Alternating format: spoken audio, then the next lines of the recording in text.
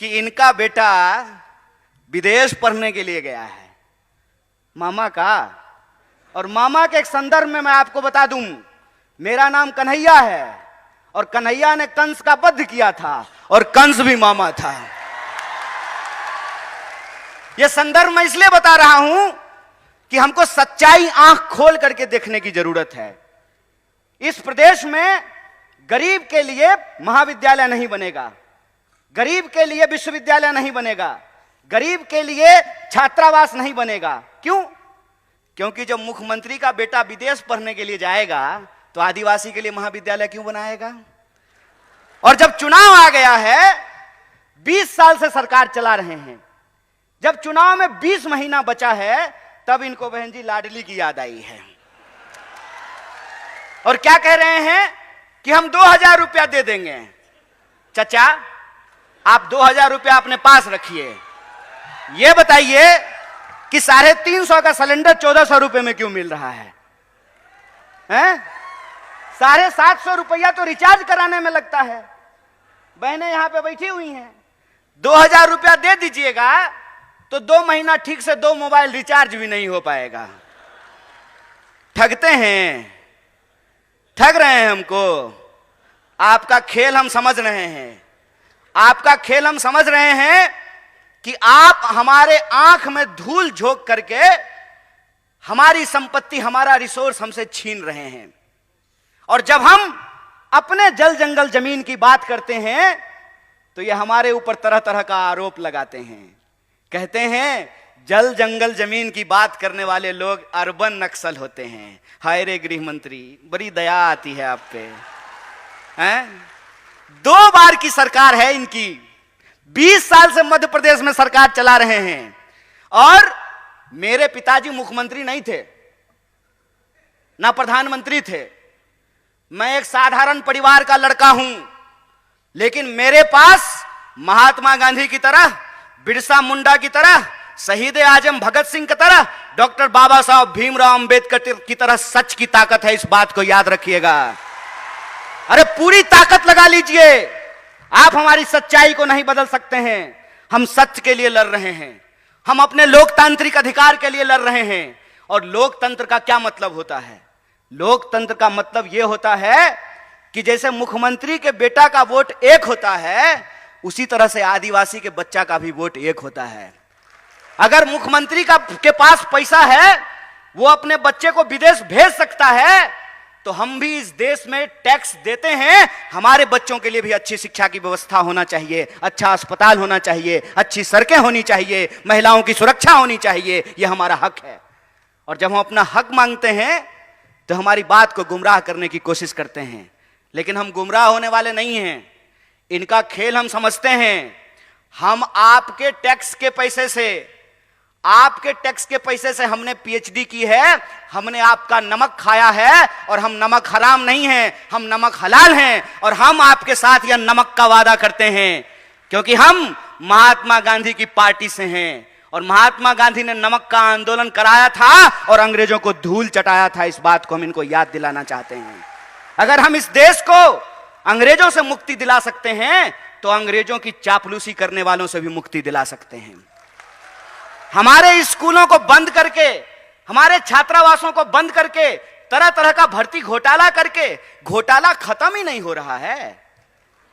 रोज नया घोटाला पैदा हो जाता है। अभी जो नया घोटाला आया है उसका नाम है पटवारी घोटाला। और मैं वीडियो देख रहा था, वीडियो में जो पटवारी घोटाला नहीं, पटवारी परीक्षा की जो टॉपर है, उसको पूछा कि मध्य प्रदेश का राजधानी कहां है, तो बोली दिल्ली। हम बोले बिल्कुल ठीक बात है। आजकल मध्य प्रदेश में सारा कंट्रोल दिल्ली से ही चल रहा है। बेचारे नरोत्तम मिश्रा जी, उनको फिल्म का बड़ा इंटरेस्ट है। अक्सर दीपिका पादुकोण को देखते रहते हैं कि दीपिका पादुकोण क्या पहनी है।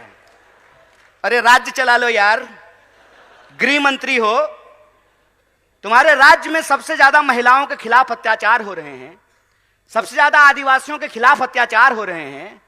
राज्य समल में नहीं रहा है। कहते हैं ना, घर में नहीं दाने, अम्मा चली भुनाने। पहले अपना राज्य तो चला लीजिए। आए दिन घोटाले होते रहते हैं और पूरा कंट्रोल। पहले इनको मुख्यमंत्री बनने का मन था, मुझे भी सूत्रों से पता चला है। क्या क्या जी साहब, मीडिया के लोग यहां बैठे हुए हैं, बोलिए ना, डरिए मत।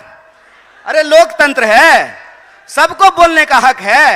अरे हम लोग तो एक नारा लगाते हैं, जगह है कितनी जेल में तेरे, देख लिया है देखेंगे। कितने लोगों को जेल में डाल देंगे। सच बोलिए, सच की ताकत होती है। पहले इनको कहा कि ऐसे ही उलझुल बात किया करो, सोशल मीडिया पे पॉपुलर हो जाओगे। और जैसे पटवारी की परीक्षा की टॉपर को मध्य प्रदेश की राजधानी दिल्ली लगती है, इनको भी सत्ता का केंद्र आजकल दिल्ली लगता है। और जब चुनाव आता है तो दिल्ली इंदौर में घूमना शुरू कर देता है। आजकल दिल्ली इंदौर घूम रहा है। तो जब आ ही गए हैं नेकी और पूछ पूछ, तो इनसे पूछ लेना चाहिए कि क्यों घोटाले पे घोटाले हो रहे हैं, क्यों आदिवासियों के खिलाफ अत्याचार हो रहे हैं, क्यों महिलाओं के खिलाफ अत्याचार हो रहे हैं, क्यों आपके द्वारा किए गए एक भी वादे पूरे नहीं किए गए हैं। और जब चुनाव आया है, लाडली योजना, समझ रहे हैं साहेब, अपने लाडले के लिए ये लाडली योजना लेकर के आए हैं साहब। ये सच्चाई हम देख रहे हैं।